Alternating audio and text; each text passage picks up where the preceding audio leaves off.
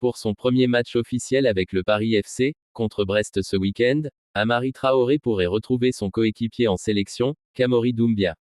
Des retrouvailles douces amères pour Traoré, un capitaine privé des Aigles du Mali depuis plus d'un an.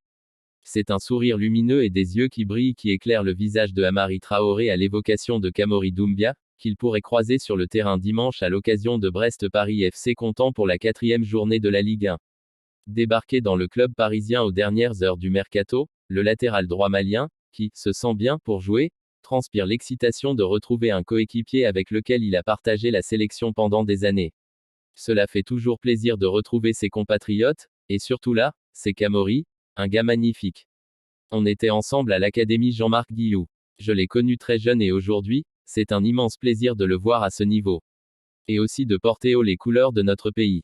Quand on parle de Kamori, on parle du Mali, et je suis très content et très fier de ce qu'il est en train de faire.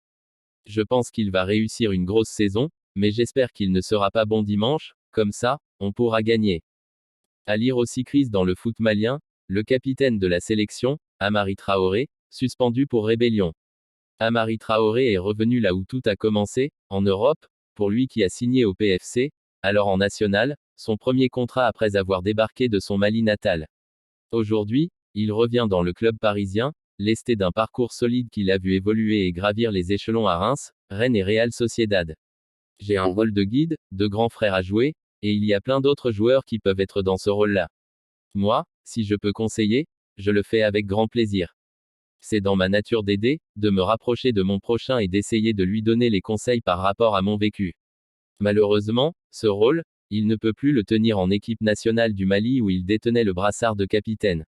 Depuis juin 2024, en effet, l'ex-joueur de Rennes est suspendu par sa fédération pour avoir dénoncé la mauvaise gestion de leur sport par leurs dirigeants et le manque de professionnalisme de ces derniers.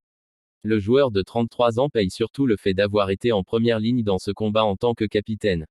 S'il ne regrette rien, Amari avoue que les aigles lui manquent tout de même. Je suis malien, répète-t-il, et tout malien rêve de défendre les couleurs de son pays. C'est une fierté pour moi, que ça soit avec le Mali ou ici, de défendre les couleurs de mon pays.